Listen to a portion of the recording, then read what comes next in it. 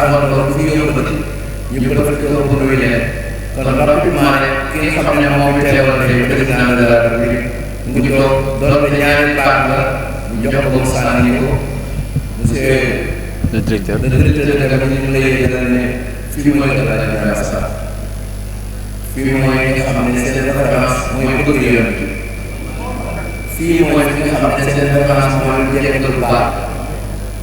fii mooy référence boo xam ne ni barke la ñu dundee bi yëpp yu jub si am na ñoo xam ne ni foog nañ seen dara ngir dëgg-dëgg bu ñu foog ne kuy dimbale waat ci lislaam nekkatul ci état ñu daw nag sonn gi kenn ku ci nekk sonn ñu jaay seen këru baay boo ci koñ ñu jaay naan ñu jaay naan waaye ñun dañuy bokk ci ñu toog ne ñu kat gëmoon nañu ne suñu baay yàlla la doon liggéey yàlla nag bu liggéey mu fay ñu toog di xaar yàlla macha allah yaa si doon loo xam ne ñu gëm nañu ne ko la gën a bëgg islam président bi ñëw wan lu tax dalal suñu xel premier jour ba mu xamee ne doon waat dafa dem ci taxawaay mu seen liggéey bu mag bi mu foog ne ay naan ko baaxatul mu jóge fa mu toog daw ko baale loolu moo yëpp doom ñu toog ca bëccëg bi mu dellu si di julli bañ doon jullee jumaa ja mu dugg ko xaw a faat te tahiyatul masjid ku baax ku sell ku discret bu bari si kër ci wetam moo ko joxañ ko mu daal di geste bi nag moo yee nit ñi waaye ki ka wax waxu ko moom mi jox waxul ne wax loolu waaye dafa dellu si julli tahiyatul geneen ko woye ko macha allah imaam gënoon jiite da nga xam ne jiite woon na daaw jiite daaw jee te nit ñaa ngi takk la mu waxoon daaw wax akkaat li mu waxaat ren yàlla dogal moom moo wax jóg di pare kàbbar ay tànkam woyof mu song ko jubal loolu ko woyof doo ko mën macha allah mu dem Touba la même chose macha allah donc ñun am nañu njort bu rafet ne ku am yërmande moo ñu jiite kon ñun li ñu ko mën a naka nangu moom fam lu état man am lu tël yàlla ko yàlla jàppale amiin yaa rabbal amiin yaa rabbal jàppale ñaar amiin amiin amiin jàppale Sénégal jàppale service amiin amiin ñu konte ci ñoom amiin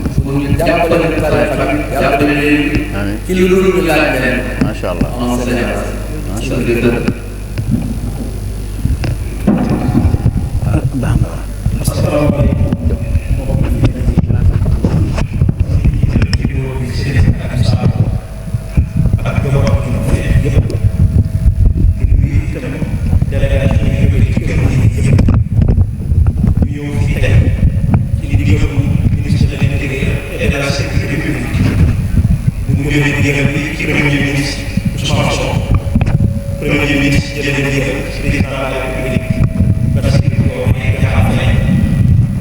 ñu ñëw fi tey ànd ak sous-préfet bu arrondissement Sindia ànd ak honorable député maire bu commune bu Nguékokh ak ñu mu àndal ñëpp li ñu fi indi nag sëriñ bi mooy que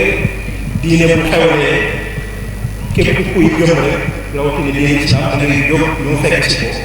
ko rawatina lu mel nii te bu ñu ñëwee Sénégal diine ji ak état bi dafa mel ni benn jëmm bu am ñaari tànk